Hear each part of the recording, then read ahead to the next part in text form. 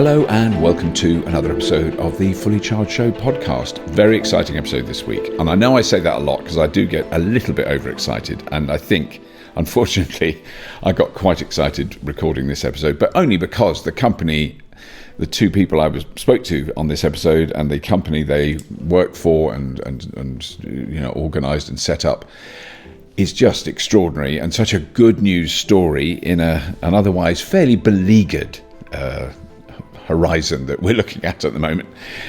This is just hopefully a little bit of a bright spot in the not too distant future. So this is Arrival. We did an episode about Arrival this year during the summer, and it was an extraordinary experience to see that there is a startup company that haven't just produced a theoretical prototype electric delivery van. They've actually started making them, and they're coming up with such a brilliant, clever new way, a sort of second generation mass production system. Really clever, really interesting, very much taking on board the notion of a circular economy, of a less impactful technological development. Really interesting.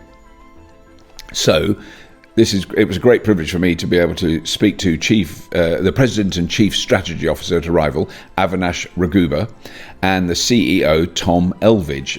They were so generous with their time. We nattered for a long time, and this is the gist of our conversation. I mean, it was just incredible to speak to them. And so we will be obviously doing a lot more with Arrival next year with their bus and the van, the delivery van and all those things. I mean, they're doing a lot of different technologies, not just those two, although those two are the big sort of public ones at the moment. They're also developing some fascinating stuff a little bit more discreetly at the moment, which will be revealed in the fullness of time. But it was so good to talk to them, and I really hope you enjoy this conversation. And I'll join you for a very short waffleette at the end of this lovely conversation. So please welcome to the Fully Charged Show podcast, Avinash Rugoobur and Tom Elvidge from Arrival.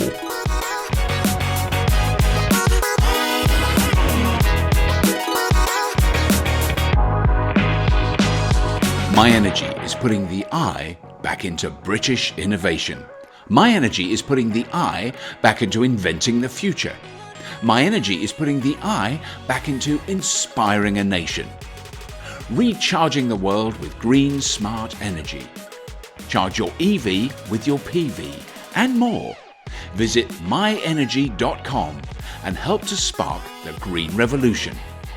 My Energy, driving the charge to a greener future.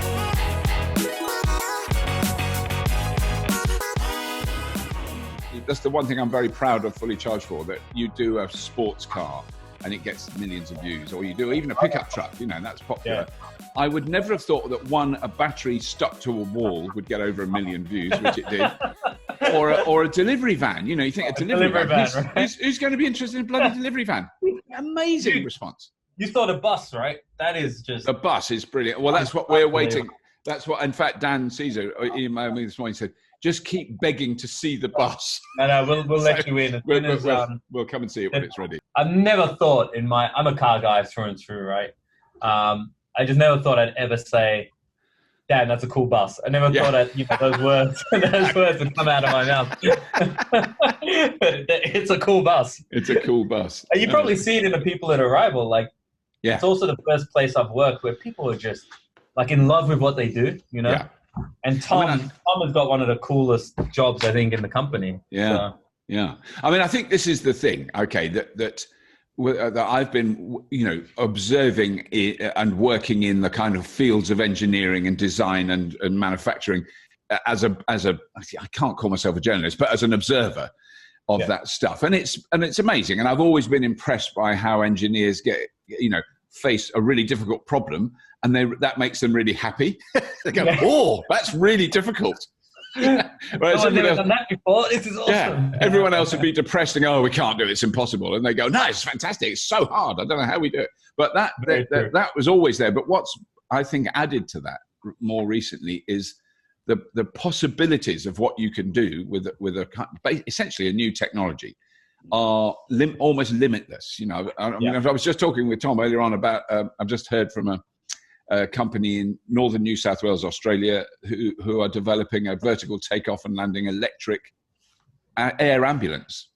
So not a taxi. You know, they do flying doctors. Flying doctors is a big deal in Australia, and this one, it's 250 kilometer range now. Would you think that is you? I did not see that coming. When I lived in Oz, we always struggled. I had a healthcare company as well, digital healthcare company. Right. One of the things we were using digital tech for, Australia's massive, and really sparsely populated. And the city centers are obviously dense, but then you've got rural areas. Just go on forever. Folks just don't have access. So like this is actually, you know, an electric version of that to get people in and out. Yeah. Brilliant. Yeah. No, really, really interesting. And actually talking of infections and pandemics, my wife's Australian. She's about to go back there. Her mother's 90th birthday, very big deal. And no one's got it. No one's got it. But they're all wearing masks exactly the same as you described. They're all wearing masks. There's temperature checks everywhere you go. But there's just been a footy match in Brisbane, which is where my wife's from, with 40,000 people in the crowd. You know, it's just I can't quite picture that yet. But it's going to be a while for us, I think. Yeah. But anyway, enough of that stuff. So, can you do? I don't know which of you wants to do it, but if you could do a kind of quick history of Arrival. So it's 2006 it was formed. Is that right? 16, and then 16. I'm getting my years wrong. 15. 2015. So over 1,300 people. It's probably worth mentioning. Wow, there's 1,300 people now working there. Wow, right. That's gone from wow. Yeah. So, and then at the moment, then, when are you expecting the kind of first deliveries of production vehicles that companies buy and start delivering stuff with them? Is there a timeline for that? There is. So we've publicly announced now that we have 4 vehicle programs that are going to be launched. We've got the bus, which is in Q4 of 2021. So that's really heading into trials next year. We've got the large van. We've got a small van, which is in Q3 of 22. And we've got the large van as well in Q3 of 22. Right. And then which you saw the small van, right? And then we've got the small vehicle platform, which is part of another part of the portfolio that Tom will be looking at, and that's in late 2023, Q3 2023. Right. So, and then that's interesting, Tom, because that's the bit I probably know the least about, because I have seen the van and I've seen the bus, and you know that's we'll talk. I want to cover those, but I don't know what the difference between like the delivery van I saw and a small vehicle is. There clearly is a difference. But when you say small vehicle, you don't necessarily mean car, or do you? I don't know. Well, we think of it as a platform. So it's a smaller configuration of the Arrival platform, battery modules and the components that sort of make up the underbody, on which we can then design different variants of a top hat or an upper body. So that can include cargo, it can include passengers, but think of it as the smaller version, if you like. Right.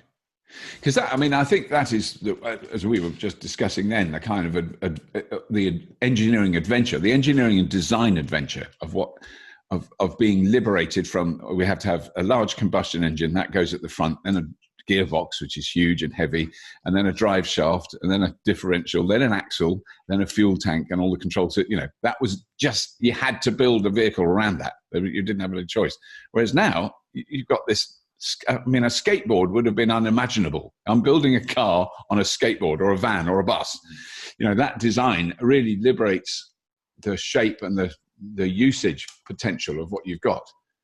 The way we think about it is, even the microfactory is a product, right? So we take each component is a product, the materials are a product, the factory is a product. We just reconfigure those into different form factors. Right. And you know, it's systems that create products rather than the products themselves. Yes. So we've got all those systems, and now you can imagine we can start to spread the portfolio out. Because I think that was because my list of topics was very simple. It was van, bus, microfactories, and actually the microfactories in many ways is the most important thing. And that again is down to the technology. I'm stipulating. I want you to confirm. that would have been a very hard model to build using combustion engines. We're just going to make it. It would be next to impossible. Yeah. Nothing's impossible, but it would be next to impossible. Yeah, and kind of pointless. Yeah. So explain the microfactories then, because that seems like a genius idea. So the microfactory is essentially what we did is we took. I think upfront it's important that you have to design everything for the microfactory. So, yes. Yeah. Let's put that as like the foundation of why the microfactory is possible. But essentially, a microfactory is a 20,000 square meter, $50 million capex factory that can produce 1,000 buses or 10,000 vans, right? And if you take just the raw sort of math and compare it to a traditional production plant, which does 100,000 vehicles, let's say, it would be about less than half the price. If you were to do the similar volume, less than half the price, and it would be less than a tenth of the footprint, and you can commission a microfactory in 6 months. Wow. So to get there, you have to design every part, which is why we're vertically integrated, to be assembled using a microfactory. Right. All the components, you saw them, right? They're all Lego bits, but they all can be assembled in a microfactory. Right. And it's built around that. And then the components, which is the fabric, and I don't think you saw the composite pilot line at the time when you came in. That's in the build. It just got commissioned a little while ago. Right. So yes, there was. We talked about it. We didn't see it. Yeah. Yeah. So that's just fabric. Comes in as rolls of fabric instead of steel. We use our unique IP and technology to make them into those panels you saw. Right. Really durable, but they don't need paint shops. The colors in the panel itself. Yes.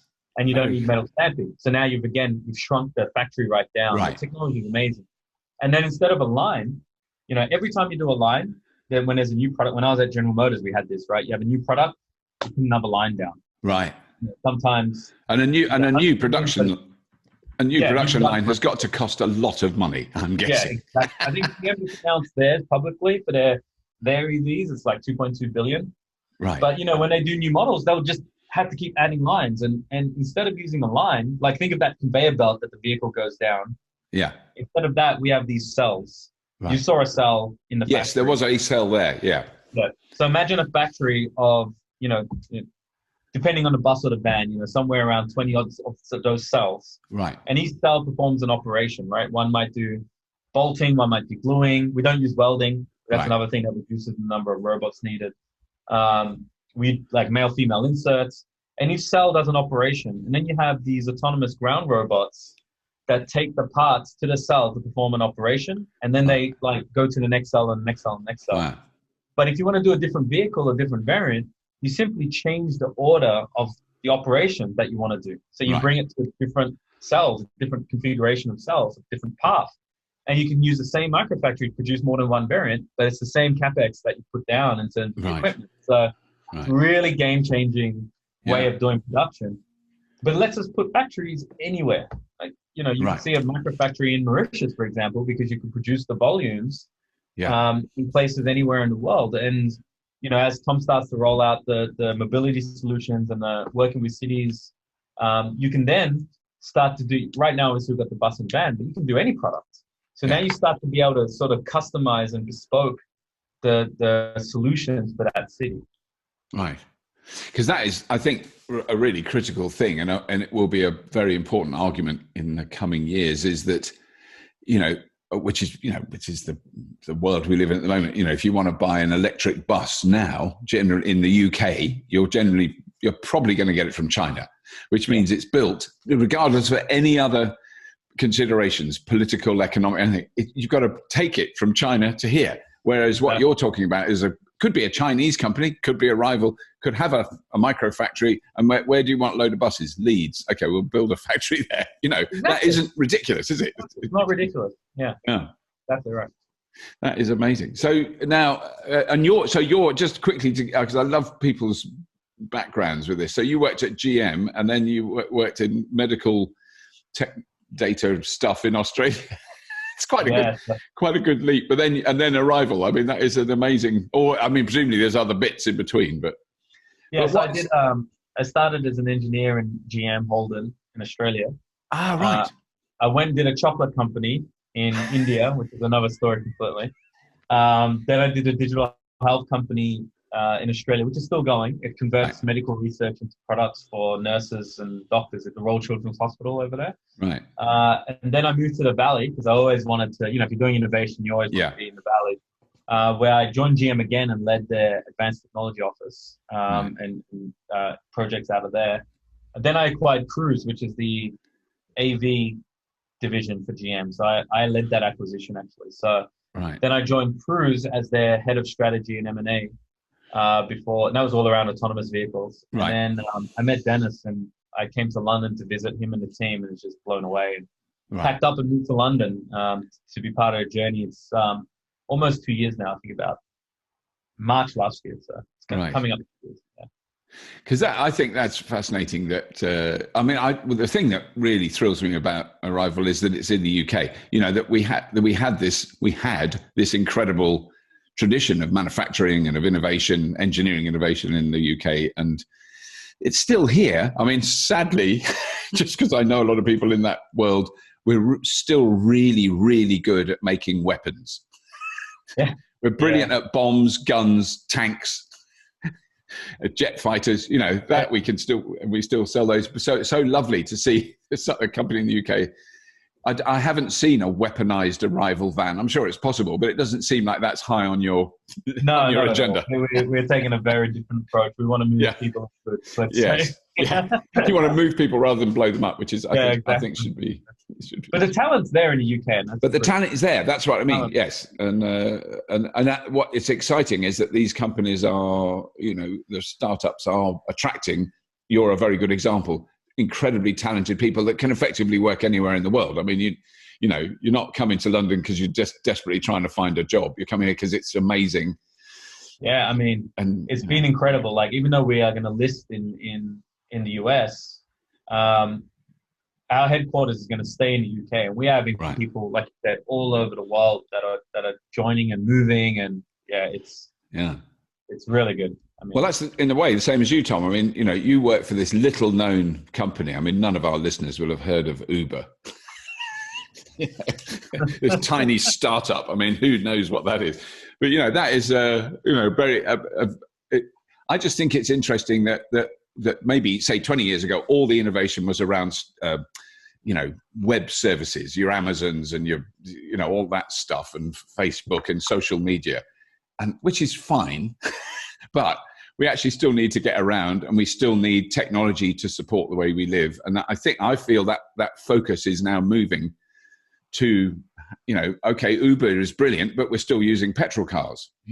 I know Uber is moving against, to move on from that. But someone's got to make those petrol cars, got to make them work, got to make that system possible, which is, I'm assuming, a thing that attracted you, Tom. No, I agree. I think my background was engineering originally, and then I worked in sort of consulting with transport organizations, mostly public sector, DFT and TfL in the UK, and then out in New York with MTA and the Port Authority. And then I joined Uber, and at the time it was, I came back to the UK and my role was to launch new markets. So it was relatively small in London and just launched in Manchester. And we were looking to launch in across the rest of the UK. So originally I went to Leeds and Newcastle and grew the business there, and then ended up managing the UK rides business for Uber. And you're absolutely right. So much of the innovation at the time was sort of focused on Silicon Valley and the West Coast and those organizations coming over here. It's fantastic to see Arrival based in the UK, as you mentioned. And these companies, Uber and other ride-hailing companies, now have a real need to change their service and to go electric. They've stated publicly, Uber has done this, but also their peer organizations as well have said that they want to transition their entire fleet of vehicles to EVs by 2030. Uber and Lyft have both said that. In fact, Uber in the UK want to do that by 2025. That is a really tall order. It's a tall order. I mean, in the last 10 years, the ride-hailing industry has gone from next to nothing to a huge global industry with millions of drivers, literally around the world. Uber has over 5 million drivers. Wow. Lyft and Grab each have over 2 million drivers. And that's to say nothing of Didi in China, who have over 20 million drivers. It's so classic. Those statistics are just so becoming more and more familiar. Indeed, yeah. And we, as we think of our small vehicle product with Arrival that we talked about earlier, we're considering, what different options could be for the upper body that we can put upon the small vehicle platform that we have. But one of those that we are looking at is in this area. If you think of the innovation around the vehicle for ride hailing, there's actually a lot that can be developed. It's something that could be thought of as more akin to a commercial vehicle. The purchase decision that's made by drivers, because it is the drivers who are independent, who are making that decision of which vehicle to drive, rather than the ride-hailing operators. And that decision is based upon how affordable the vehicle is over the total cost of ownership, as the number one, but also how durable it is, how much that vehicle can withstand putting 50,000, 60,000 miles a year, and how easy it is to clean and to keep in good working order, because any time off the road is an opportunity cost for the driver. So in that regard, it's actually more similar to a commercial vehicle than to a consumer sort of family product, which is where the needs are being met today. So it's something that we think can have an opportunity area for Arrival. Yeah. I mean, it is. I also think it's a very wise move to not be sort of trying to enter what you could broadly consider the private vehicle market. Like marketing a sports car. I don't know. Or even a sort of hatchback is such a massive. Such a massive industry with such enormous weight behind it, to try and compete in that market, other than in the kind of hypercar like Rimac. Like Matti Rimac is doing really well, but he's not mass producing Rimac sports cars. He's making 2 or 3 and then selling a lot of the technology to other companies. But what you're doing, I mean, this is what I really want your take on, because I think what we're going to see is the electrification of deliveries much quicker than the kind of mass uptake of private electric vehicles. That's going to flip round, because we're already witnessing it. Companies have worked out, like Amazon in the United States, but even here, the amount of electric Amazon vans that are now running around the southwest of England is, people have noticed. They tweet about it. And the benefit for all stakeholders, therefore, can be so enormous with going electric. If you think of even just in London, if we take London as an example, there are upwards of 50,000 drivers on Uber and 100,000 drivers who are in a private hire vehicle. And those vehicles are comfortably driving 5, 6, maybe 10 times the number of miles that other road users are driving. So the value just to the city and meeting net zero targets by converting that part of the industry to EV is absolutely enormous. And Arrival has always taken a view that we want our products to work for all stakeholders. If you look at the bus, for example, it's not only the driver and the passenger, but it's the bus operator and the fleet management tools and the digital suite of tools that can come along with it. And then also the citizens of the city, people who are interacting with a bus, but maybe not on the bus and not using it. And exactly the same can be true for these vehicles as well. Benefit to the driver, the passenger, but also operators and other road users. I think what you're seeing with the flip is that if you're a fleet operator, and if you're a retail customer, you have a myriad of choices, right? In design, shape, all sorts of different attributes of the vehicle. But if you're a fleet operator right now, your choice is limited, and the current vehicles that are out there are compromised, right? And so now, you're making a decision. At the end of the day, it's purely economic and functional. So on the economic side, you're looking at the upfront purchase price and you're looking at the total cost of ownership. And then on the functional side, you're looking at payload and cargo volume capacity. And so if you look at what Arrival's doing, the way we're honing our technologies on the commercial segment, that's the van. Obviously, the bus has passenger count and the stuff Tom's working on has a similar set of attributes that they're looking for. If you're optimizing around making a best-in-class product, so that means best payload and best cargo volume capacity, and can price it similar to diesel, and you have that TCO benefit. I mean, that's, to your point, why we believe that commercial vehicle segment will flip over, because you're looking at your next purchase and it's a no-brainer. You're not really looking at the color of the paint or you know what I mean, like, or you're doing this very economically thinking and functionally. So I agree with you completely. That is going to shift over because it's actually the best vehicle that you can get, not because it's electric and that's great, but it's because it's the best vehicle. And it does the job best and makes economic sense. I mean, I think that's the case. I mean, and that's been the case with, I think, renewables faster than I expected. Why are huge multinational companies investing billions in offshore wind? Because it makes money. Right. And it's very technically achievable now. We know how to do it. Although same with solar in sunnier places. Why would you build a coal plant in Morocco? I was in Morocco a couple of years ago and talked to some local people who are amazing, who had electric cars, and they just said, well, there was Peabody, American company, was trying to get a thing to build a coastal coal burning power plant in Morocco, and the government, the king, everyone said, why would you want to do that?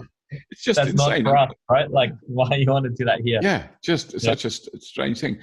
But now, one of the aspects that we're actually filming something next week about this, and I'm still in two minds about it, but you'll get I don't know whether you're developing this, but so in my garage at my house, I have a effectively prototype vehicle to grid system that uses CHAdeMO, can run off a Nissan Leaf. And we're actually going to, mine is having problems because I haven't got a phone signal where I live, and it's very dependent on that. So it's nothing to do, it's not that the technology doesn't work, it works, but not where I live. But we're going to see, so there's a man we're going to go and see who has a Nissan Leaf, plugs it in, runs his house off his car quite often. But the places I've seen this where it's actually more impressive, one was an office a block in Tokyo, which was effectively powered by about 24 Nissan Leafs. Which were charged and discharged, but when the office demanded it, or air conditioning in the summer, all that, it was huge savings for that company, just off the scale. And every night, those people who worked there, they had enough juice to get home. That was the deal that they'd done with the company. They would allow the company to take a bit and charge it a bit. But that obviously lends itself to fleets. I mean, if you've got 500 vans parked in your depot at night, you can charge them, but you could also, if they're all there at certain times of the day, or there's 200 of them there and you're not running them, sell the electricity that's in them. Yeah. So that requires the technology built into the vehicle. And is that something you've thought about, toyed with, discussed with clients? Yeah, most certainly is something that is built into the products. Also, if you think about the way the technologies are modular, you can also imagine that, once the vehicle hits a certain, state of charge, we're able to then recycle those battery modules into things that also enable our customers for charging. So these are things that will be, nothing's for us to announce just yet. But These are things that, we'll be exploring over the coming. But you're talking actually physically removing the battery from a vehicle and using it somewhere else, or you just plugging the vehicle in, or both? Both. Wow. Because while the vehicle's in service, that's a possibility, and you can imagine it's not just the buses and vans, but the mobility solutions that Tom's are working for too. I mean, We've got essentially you can have little movable power plants driving around, right? So you can imagine the opportunity around that. But then because all our components are plug and play and they can be swapped in and out, then there's always an amazing second use for those components as well. and that's really important. Yes. I mean, that is I think, a critical thing. Now, in your current experience, because that's certainly something that I'm hearing more and more about, is the kind of the bottleneck of battery production. If you suddenly want to go, we want to build 10,000 electric vans, and they're going, yeah, here's everything you need to do it. But unfortunately, there's a bit of a waiting list for the batteries. I mean, is that something you're facing? I think we're lucky in that we've got really strong partners. So LG Chem is one of our partners in terms of the cells. So we've got volumes essentially secured for our roadmap. Right. It is an industry, I would say, challenge that was going to, as everybody moves over, you've seen some of the other OEMs, etc. Yeah, it's kind of inevitable. Yeah, it's kind of inevitable. But at the same time, there's so much new technology that's happening in the battery space that I think what you're going to see is, as the technology starts to further advance, there'll be all sorts of new chemical processes, different technologies that will happen there as well. So I think, in the long run, it's the right thing to do, and the supply chain will adapt accordingly. Yeah, yeah. And so now because I'm just sort of the timetable for that, but are you getting interest from? Because buses are generally going to be city, I don't know, city authorities, isn't it? Even if the bus system is privatized, the motivation for doing it is city authorities. And are you getting a lot of positive feedback from them regarding the buses? Yeah, absolutely. So I think what's important here is that if you look at, in some markets, we can actually be priced cheaper than a diesel bus. Right. And so that is interesting for both. And this is purchase price. This isn't running cost. This is purchase price. Wow. It's purchase price. So the technologies that we've developed that are being used in the van that you saw, in the bus, and in the mobility solutions that Tom's putting together, they're shared. And so we're getting the benefits in the bus as well. And the bus was also going to be built using the micro factories. So you're saving a lot even on the production costs. So all of that, all of those savings add up to basically a best-in-class product at a really competitive price point. And what that means is that both public and private, when they're looking at the next purchase, again, it becomes a no-brainer to move to electric. Yeah. So we've had a lot of interest. It is important to note, it did slow down this year because of COVID. And that's a very important thing to note. But it hasn't altered any, at least in the partners we're talking to, governments and private, it hasn't altered anybody's plans to move to electric. Right. It's simply delayed the overall capital purchase. So what I mean by that is that if they were going to buy, they're going to buy electric. It's just they've moved that capital purchase to next year. Yes. That would have been a really bad outcome for the pandemic. Yeah, we're not buying buses till next year, but we've decided they're all diesel. Yes, that would have been, No, that's very, very clear. I mean, that was a fascinating, because one of the last, I chaired a discussion panel at a conference just before the lockdown, or a month before or so, about shared mobility, about transport as a service, about public transport, about car sharing, ride sharing, all those things. And it was all unbelievably positive. And it was literally a month later, and I was sat at home on my own, not going out, wearing a mask everywhere, going, I don't want to get in a car that someone else has been in. I mean, it really flipped that whole thing suddenly. But actually now we've got used to it and we know how to manage it, and that stuff is coming up, because I think that is a critically important aspect of what we're trying to sort of find that picture on Fully Charged. Is the current system is unsustainable, unsupportable. If everyone who's a middle class on the planet has a car, none of us can drive anywhere. There's no room. It's nothing to do with ethics or what the fuel is or anything else. It's just impossible. There's not enough material on the planet to make, what would it be? I mean, 10 billion cars, or 20 billion cars. You're right. I'll let Tom talk to the mobility side. I just wanted to mention one thing. I think it's an important point was, imagine if the existing, the sharing economy didn't exist when we went through the pandemic. Yeah. I mean, it would have been a totally different feeling in terms of, for those of us that were, fortunate enough, you would still be able to get your goods delivered, and you'd still be able to get your food delivered. And a lot of the existing infrastructure that, let's say, the non-sharing part of that, non-gig economy part of that, wouldn't have been able to cope. Yeah. So, these sharing platforms were able to add supply through their platforms. And you can imagine a totally different, and even tougher, it was already tough, but even tougher if we didn't have some of these platforms around. No, I mean, it was critically, we did get a lot of stuff delivered, but critically important for very good friends of mine who live in central London, who were definitely on the extreme at-risk list, did not go out of their houses for 2 months. Well, you just could not have done that 10 years ago. You would have to go out to get a bit of milk. They had everything delivered, and that was remarkable. And they got, they survived it, and they're now in lockdown too. But anyway, But yeah. So Tom, I mean, that thing of the convenience of it. I mean, that is my dream. Okay, this is my dream when I'm really old, which is unfortunately not that long.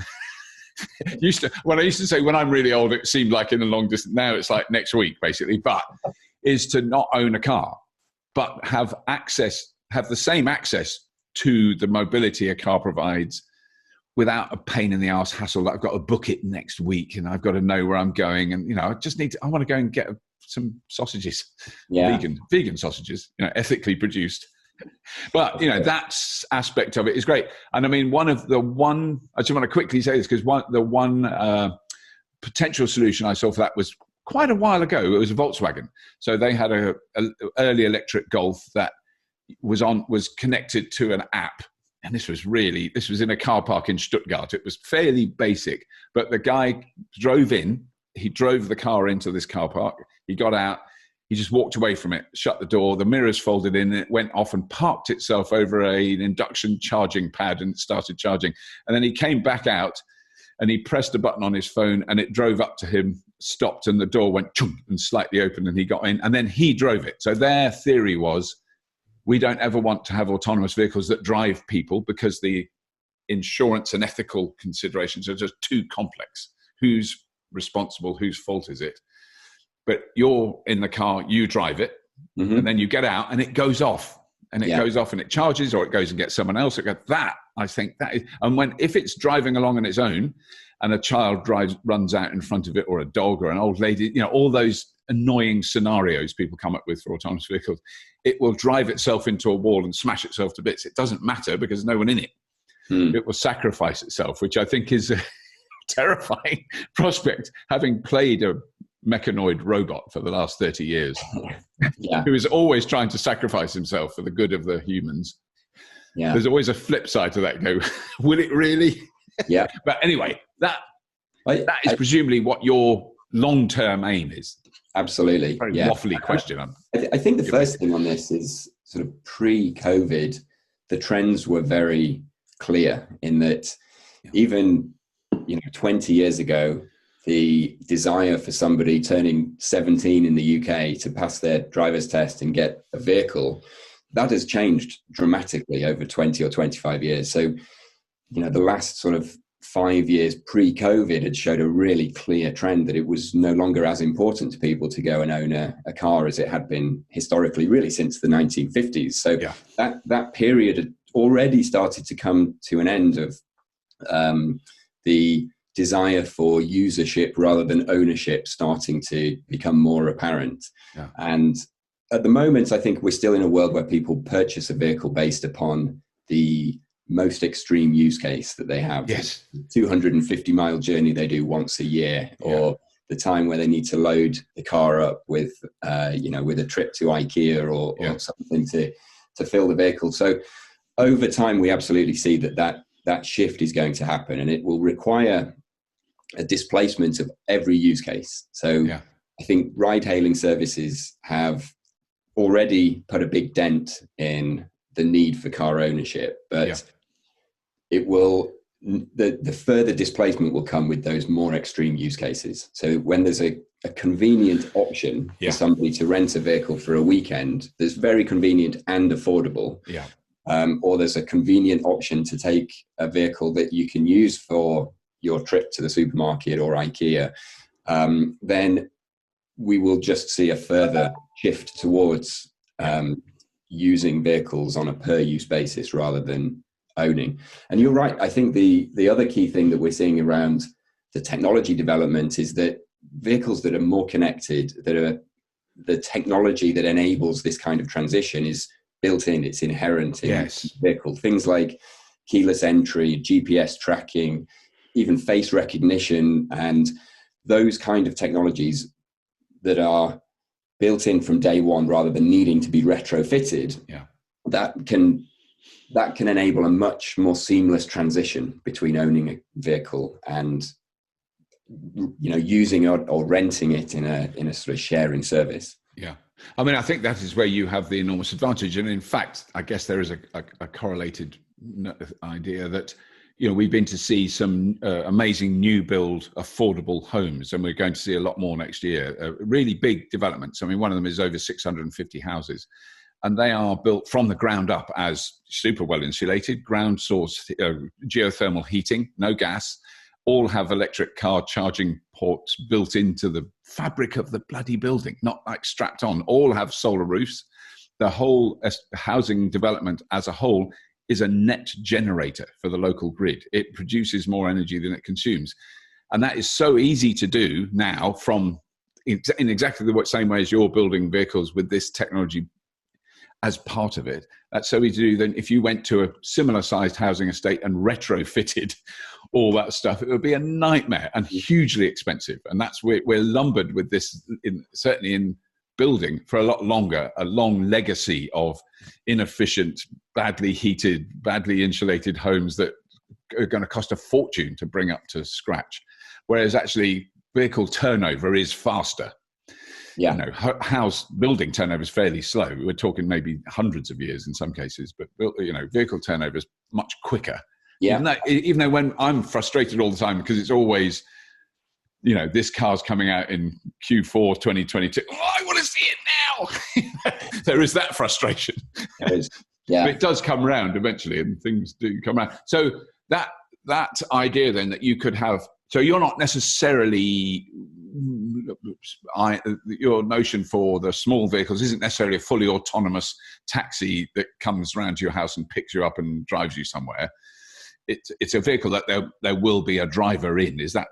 Yeah, at the moment, that's the idea. Certainly, initially, the way that we think about it is, let's take the ride-hailing companies. The need that they have for drivers is not going away anytime soon. I think there will be a transition for certain use cases, and if we think about the van or bus, for example, the need for autonomous in a sort of closed private environment like a depot is much clearer than driving around a city as a ride-hailing driver. Yeah. So having vehicles that are prepared and ready for autonomous is very much sort of top of mind for arrival. Yeah. But we don't see that as the next use case. The transition will sort of take time. Because I suppose, so if you're a delivery van driver and you've just done your round and you're coming back to the depot to fill up again, but what you actually do is drive up to the gate, get out, go to the canteen, the van drives itself, charges itself, fills up, gets filled up with another driver. I mean, that I can imagine from a purely logistical point of view, because you could then control where all those vans are and who goes in where.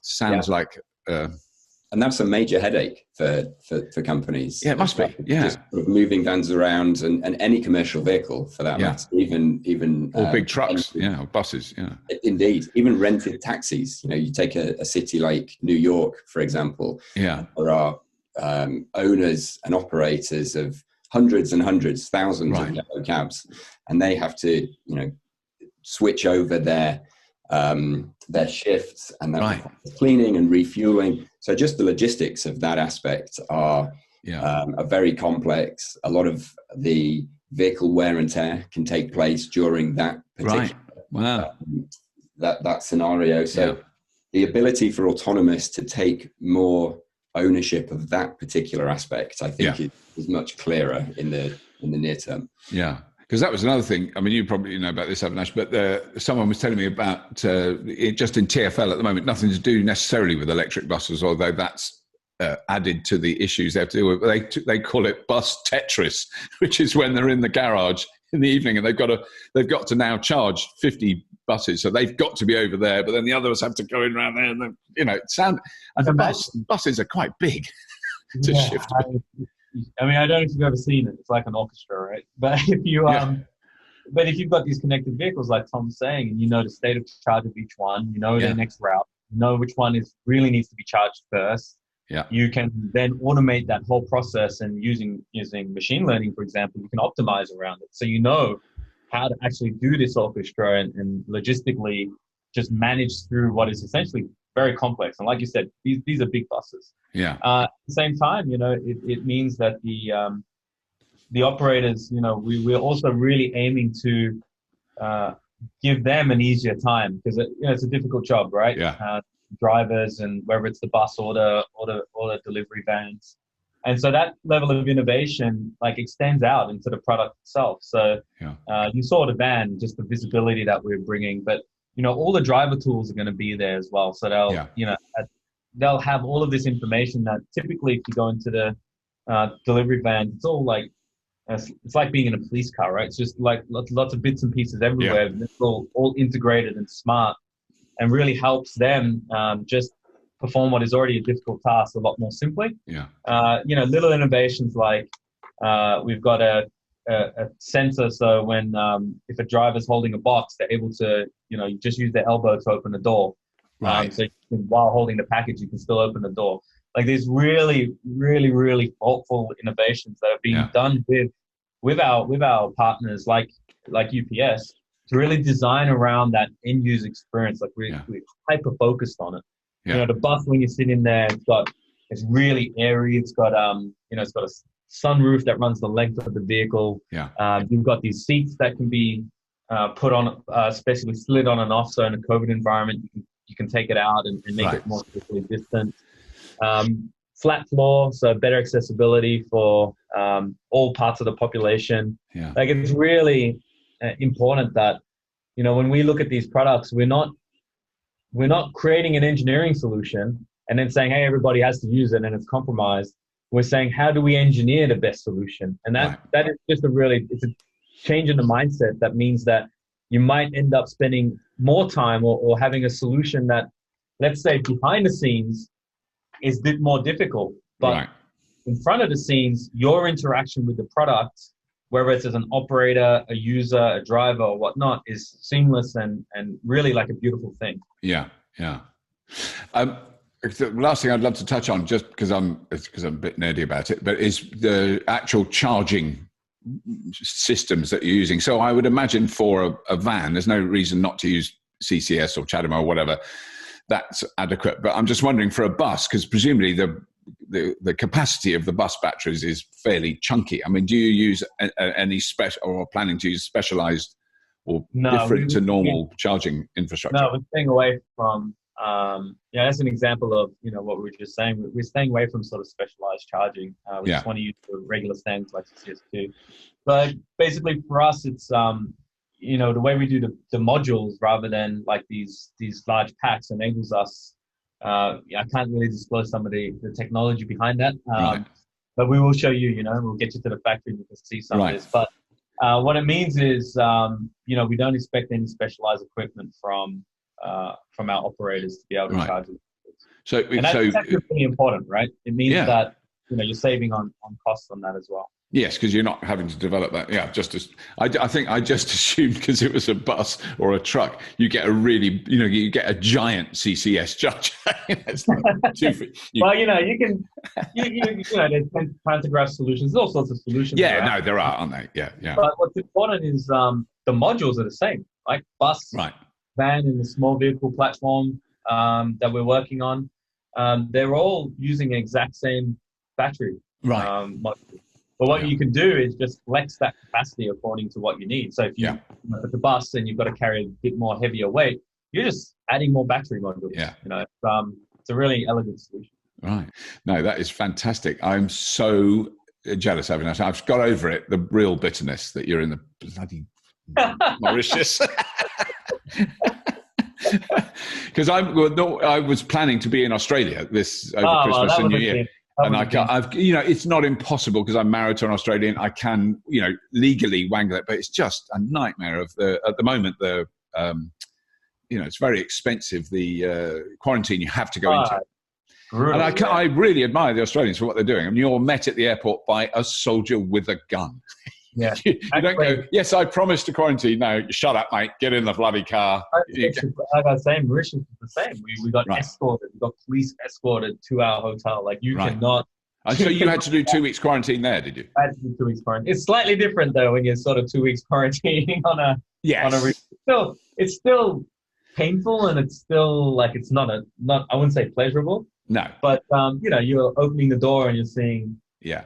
Ocean. It's not. Well, I think that seems to be the anxiety that Judy, my wife, has, is that she's had 2 mates go back. One quarantined in a 5-star hotel in North Sydney. I can't remember what it was called. I have heard of it. I went, you're kidding, and that's where they were sent. And then the other one went in a motel right under the flight path next to a railway line in a scrapyard in the western suburbs of Sydney. They had a really.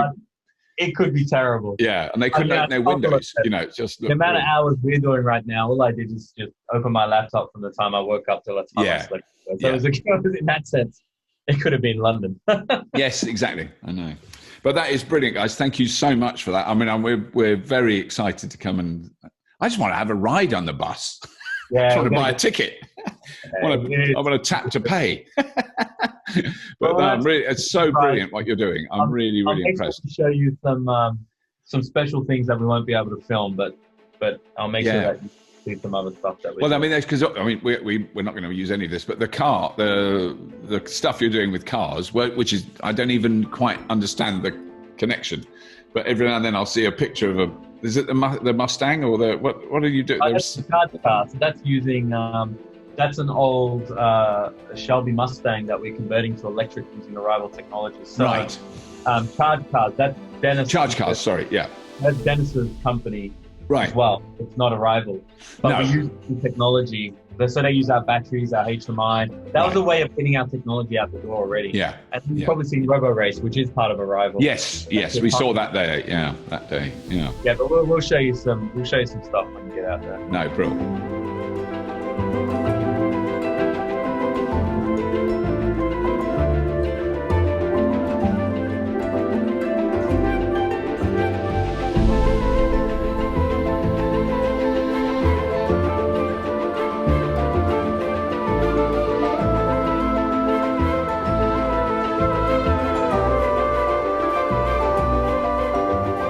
Well, I really hope you enjoyed that. I really hope you're all well and happy and relaxed and coping around the world. We just spoke to some of my Australian relatives this morning, my in-laws, and they are obviously a little bit more relaxed than we are in Europe or North America, because they basically have, we were speaking to my mother-in-law in Queensland, and there's approximately 12 people with the lurgy in Queensland, and they're all either in hospital or in isolation, and the rest of them are just fine. It's extraordinary how different it is there, how they've managed to maintain that. I mean, it's geography as much as anything else. They don't let anyone in. My wife is trying to get back there to see her mother for her 90th birthday next year, looking pretty doubtful. She's got a ticket, but she won't be allowed in. She won't be allowed on the plane. It's really, they are so tight. They are very, very tight about it, and rightly so. They've managed to keep the majority of their population safe, unlike most European countries, and particularly North America, which is very sad, and every other country in the world. I mean, I don't even know why I'm talking about this. I shouldn't be talking about this. I'll stop now. Just to say, all I wanted to say was, next summer it's going to be better.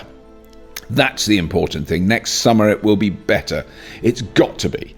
And I'm now really, really looking forward with almost embarrassing eagerness.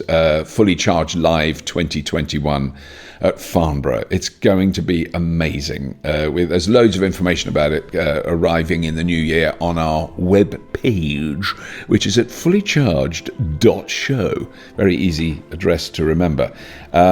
It's going to be huge. It's going to be outdoors. It's going to be super safe. But by then, we'll be doing a lot of vaccinations. It'll be a lot easier to deal with what we've had to put up with this year. And really looking forward to that, because we're getting... the reason I'm excited is because I now know who's going to be on stage presenting things, who's going to be exhibiting new products, hundreds of new cars, trucks, vans, buses, diggers. So exciting. Earth movers, big stuff, some big chunky stuff, some possible stuff like that. I won't say any more, but very excited about all that stuff. Anyway, so that's coming at the middle of June next year. Dates, times, tickets, everything will be announced early in the new year. Very excited about that. I just want you to know that there might be something in the Fully Charged universe to really look forward to. It would be so fantastic. And then in September next year, September 2021, we're doing Fully Charged Live Europe in Amsterdam, which is just amazing and an incredible venue. This time with a lot of water, because they do love a canal in the Netherlands. They love a good canal. They've been building canals for quite some time. So very excited about that. So that's all next year. Anyway, that's all. Please do, normal things. Do just subscribe to this podcast. Tell your friends about it. That's all I want to say. There is a thing called Patreon we use. Up to you. The links are in the show notes for this episode. But that's all. As always, if you have been, thank you for listening.